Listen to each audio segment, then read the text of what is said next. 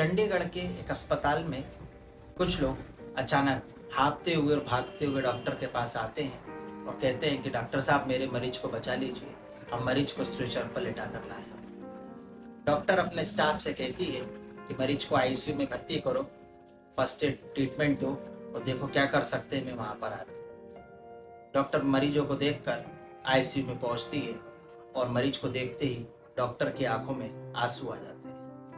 वो शख्स कौन था जिसको देखकर डॉक्टर की आंखों में आंसू आ गए? वो शख्स कौन था जिसको इतनी हड़बड़ाहट में पब्लिक लेकर आए थे? नमस्कार, आदाब, सत श्री अकाल।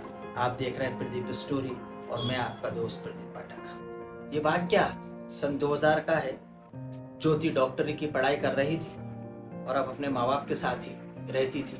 उसके माँ बाप ने भी उसका पूरा साथ दिया और माँ बाप भी चाहते थे कि तुम जिस फील्ड में जाना चाहती हो जाओ, हम तुम्हारे साथ हैं, तुम अपना भविष्य में अपने सपनों को साकार करो। ज्योति पढ़ाई करती है और पढ़ाई के दौरान ही उसकी दोस्ती कॉलेज में ही पढ़ने वाले पंकज के साथ हो जाती है। दोनों की दोस्ती धीरे धीरे प्यार में बदल जाती है और धीरे धीरे ये बात ज्योति के माँ बाप को पता चलती है। ज्योति के माँ बाप कहते हैं कि बेटा, ये उम्र प्यार की नहीं है, तुम पंकज को छोड़ दो और अपने करियर पे ध्यान दो। पर ज्योति माँ बाप की बातों को नजरअंदाज कर देती है। हर माँ बाप को अपनी बच्ची की चिंता होती है, तो ज्योति के माँ बाप को भी ज्योति की चिंता सताने लगती है। वो ज्योति की रिश्ता तय कर देते हैं और उसके लिए लड़के की खोजबीन चालू करते हैं। ज्योति अपने माँ बाप को काफी समझाती है, पर उसके माँ बाप समझने के लिए तैयार नहीं होते हैं। ज्योति मना करती है कि पापा, मुझे अभी शादी नहीं करना है, पर माँ बाप के आगे बच्चे की कहाँ चलती है। माँ बाप रिश्ता देखते हैं और ज्योति शादी के लिए तैयार हो जाती है। पर ज्योति की पहली शर्त यही होती है कि मैं शादी के बाद भी पढ़ाई करूँगी। माँ बाप भी इसी शर्त पे तैयार हो जाते हैं और उसके सास ससुर भी इसी बात पर तैयार हो जाते हैं। और फिर एक दिन ज्योति की शादी चंडीगढ़ के एक व्यापारी से कर दी जाती है जो धनाढ्य परिवार के होते हैं और उस लड़के का नाम अजय होता है। अजय से शादी कर दी जाती है और ज्योति अजय के संग अपना जीवन यापन करने लगती है। वह अजय से कहती है कि मैं पढ़ाई करूंगी और मुझे डॉक्टर बनना है। अजय की संगति कुछ गलत लोगों के साथ हो जाती है और वो शराब पीना शुरू कर देता है। ज्योति अजय को समझाती है कि तुम शराब मत पियो, पर अजय उसकी एक नहीं सुनता है और धीरे धीरे यह बहस लड़ाई में बदल जाती है। अब ज्योति ना तो अपना जीवन जी पा रही थी, ना ही डॉक्टर की पढ़ाई कर पा रही थी और धीरे धीरे उनकी लड़ाई झगड़े दिन पे दिन बढ़ते ही जा रहे थे। इसी बीच ज्योति गर्भवती हो जाती है और अजय को इस बच्चे का वास्ता देती है और बोलती है कि अब घर गृहस्थी पे ध्यान दो, हम 2 से 3 होने वाले हैं, अभी तुम शराब पीना छोड़ दो क्योंकि हमारे घर में नया मेहमान आने वाला है। अजय ज्योति से वादा करता है कि अब मैं शराब नहीं पीऊंगा, शराब पीना छोड़ दूंगा। पर आप जानते हैं कि शराबी व्यक्ति पल में कुछ और पल में कुछ बोलता है, लेकिन अजय के कानों पर जू नहीं रेंगती है। अब तो मुंह से होने वाली लड़ाई, बहस में होने वाली लड़ाई हाथापाई को उतर आती है और एक दिन इसी हाथापाई के दौरान ज्योति के पेट में चोट लग जाती है। चोट इतनी घातक लगती है कि ज्योति को दर्द होने लगता है। डॉक्टर के पास जाते हैं और डॉक्टर पाक कहते हैं कि आपका अबॉर्शन करना पड़ेगा और इसी घटना के कारण उसका गर्भपात हो जाता है। ज्योति बच्चे को ना पाने के गम में डिप्रेशन में चली जाती है। अब वो फैसला करती है कि मैं अजय के साथ नहीं रहूंगी और अपने माँ बाप के घर वापस आ जाती है। उन्हें सारी घटना बताती है कि आपने जिस अजय को व्यापारी सोचकर, धनाढ्य व्यक्ति सोचकर मेरी शादी की थी, वो तो एक दारूखोर व्यक्ति निकला, रोज लड़ाई झगड़ा करता था और इतनी लड़ाई झगड़ा की कि उसी लड़ाई झगड़े में मेरा बच्चा मेरे हाथ से चला गया।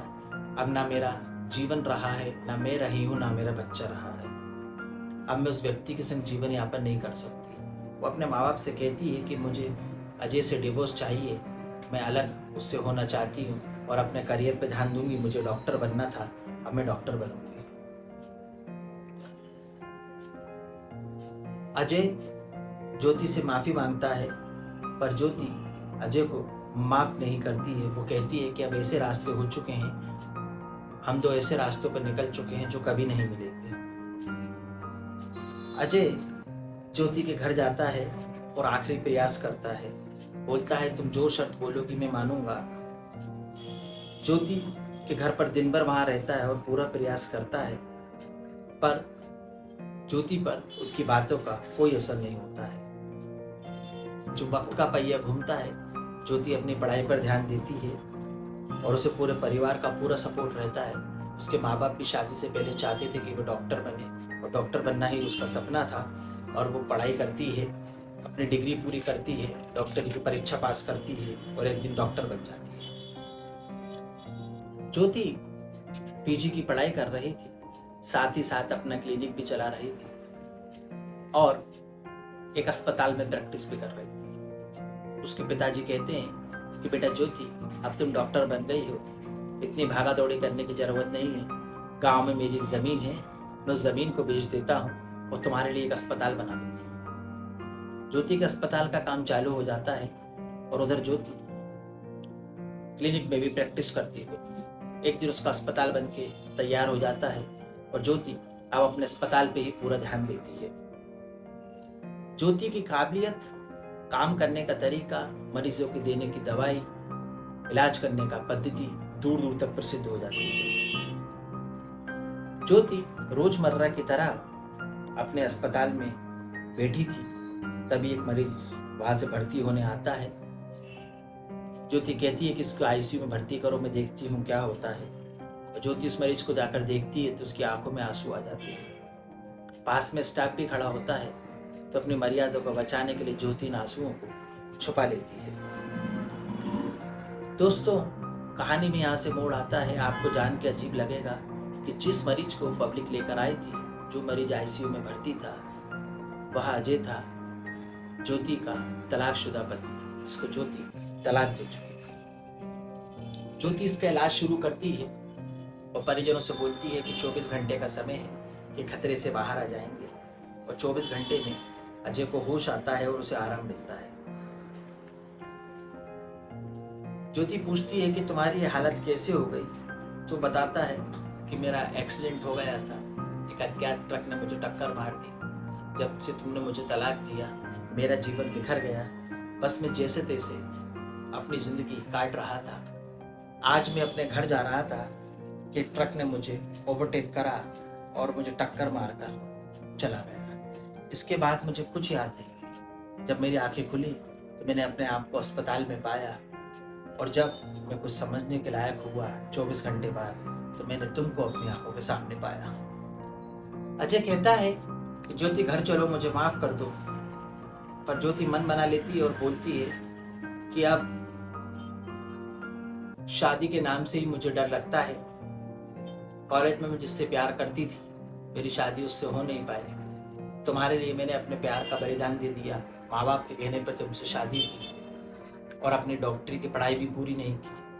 तुमने इतनी लड़ाई झगड़े किए कि मेरे बच्चे का सपना भी अधूरा रह गया। मेरा गर्भपात हो गया, मैं डिप्रेशन में चली गई और मैंने काफ़ी मशक्क़त के बाद और मेहनत के बाद अपने आप को उस डिप्रेशन की पद्धति से, सिचुएशन से बाहर निकाला है। अब मेरा तुम्हारे साथ तो चलना असंभव है। अब मैंने बहुत मुश्किल से अपने आप को समेटा है और अपने आप को डॉक्टर बनाया है और एक जीवन का लक्ष्य पाया है। अब मैं तुम्हारे साथ नहीं आ सकती। अजय का इलाज वो फ्री में करती है। अजय का जो बिल बनता है वो स्टाफ से कहती है कि इनका बिल मत लीजिएगा, क्योंकि ये मेरे एक परिचित हैं। और अजय को अपने केबिन पे बुला के कहती है कि जिंदगी प्यारी है तो शराब छोड़ दो।